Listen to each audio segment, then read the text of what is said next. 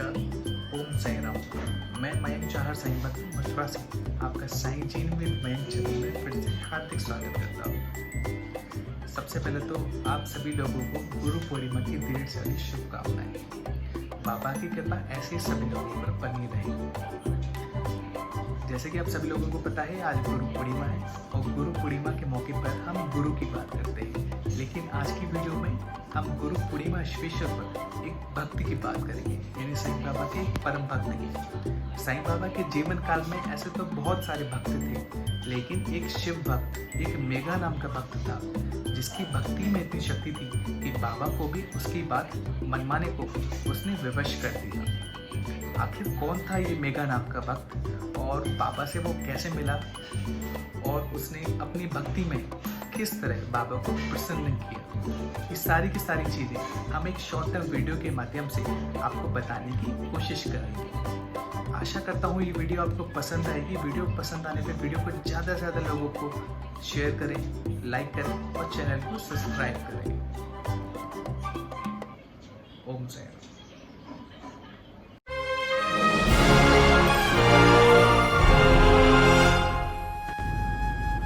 हरि विनायक साठे बाबा के भक्तों में से एक थे। शिरडी में जो आज साठे वाड़ा है, ये हरि विनायक साठे जी ने ही बनवाया था। हरि विनायक साठे जी के यहाँ एक बहुत बड़ा शिव मंदिर हुआ करता था। उस मंदिर की पूजा अर्चना के लिए उन्होंने मेघा नाम के एक ब्राह्मण को मंदिर पूजा के लिए रखा हुआ था। साथ ही साथ मेघा साठे जी का निजी सेवक भी था और साठे जी की सेवा भी करता था। मेघा बहुत बड़ा शिव भक्त था और उसके मुंह पर हमेशा महादेव महादेव लगा रहता था। साठे जी भी शिव जी की पूजा पाठ करते थे, लेकिन साठे जी की दिली इच्छा थी कि मेघा एक बार शिरडी जाके बाबा से जरूर मिले। एक दिन साठे जी ने मेघा से पूछा, मेघा क्या शिरडी चलोगे?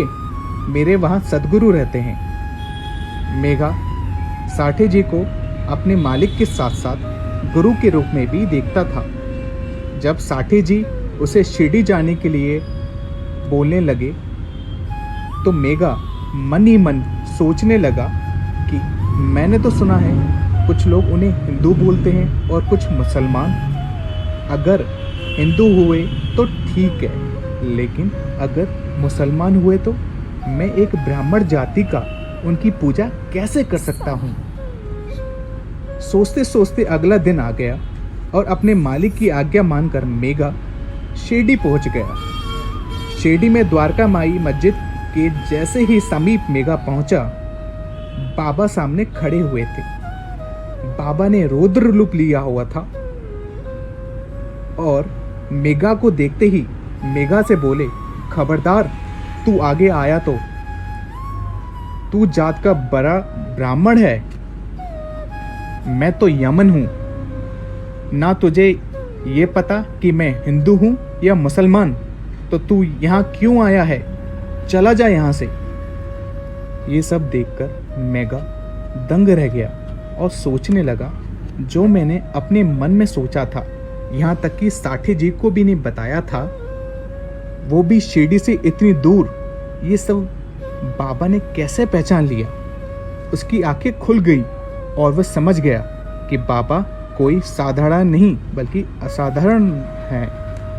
उस समय तो वो वहाँ से चला गया, लेकिन अन्य भक्त के आग्रह करने पर वह बाबा से माफ़ी मांगने गया और बाबा ने उसको माफ़ कर दिया और वो शिरडी में ही रहने लगा। मेघा बाबा की सेवा करने लगा और बाबा को ही ईश्वर का रूप मानकर उनकी पूजा करने लगा। मेघा बाबा को शिवजी के स्वरूप में देखा करता था, इसलिए रोज वह 7 से 8 किलोमीटर दूर जाकर बेल के पत्थर तोड़ के लाता और बाबा को अर्पण करता था, क्योंकि शिवजी को भी बेल पत्थर अत्यंत प्रिय थे।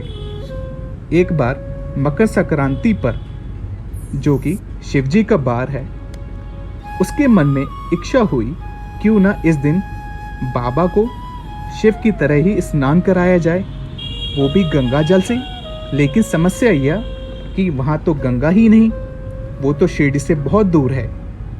अधिक सोचने पर मेघा को ज्ञात हुआ, अरे हमारे पास में ही तो धार्मिक नदी गोदावरी है, क्यों ना उससे ही स्नान कराया जाए। वो प्रातःकाल उठकर दूर पैदल चलकर गोदावरी नदी में एक घड़ा भरकर लाया और बाबा को बोला, देवा चलो स्नान कर लो, आज मैं आपको स्नान कराऊंगा। सोचने वाली बात यह है कि साईं बाबा ने उस दिन स्नान ही नहीं किया था, यानी ये सब बाबा को पहले से ही पता था और ये सब बाबा की ही लीला थी और उनको सब पता था कि ऐसा होने वाला है। मेघा बाबा से जिद करने लगा, लेकिन भक्ति के सामने किसी की कहाँ चलती है। वो पवित्र भक्ति अपने गुरु के लिए देखकर बाबा मन ही मन अत्यंत प्रसन्न होने लगे। अंततः बाबा ने हार मानकर मेघा को हाँ कर दी। बाबा बोले, चल मेघा, ऐसा कर, तू पानी की कुछ बूंद ही डाल दे। सोच, मैंने स्नान कर लिया, तेरा काम भी हो जाएगा और मेरा भी। मेघा बोला, बाबा हाँ ठीक है, आप बाहर तो आओ।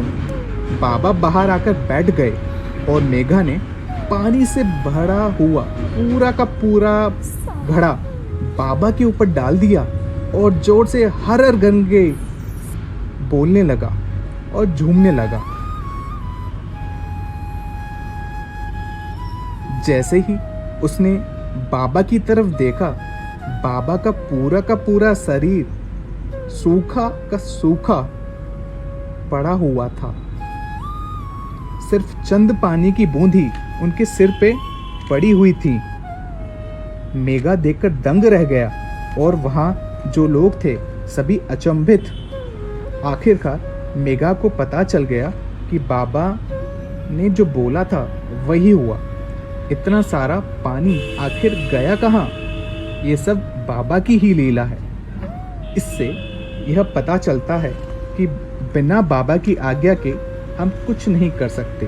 और दूसरा सबसे ज़रूरी बात, अगर भक्ति में शक्ति है तो आपके गुरु को आपकी बात का मान रखना ही होगा, जैसे बाबा ने मेघा की बात रखी। धन्य है वो मेघा जिसने साईं बाबा को अपनी भक्ति में विवश कर दिया, अपनी बात मनवाने को।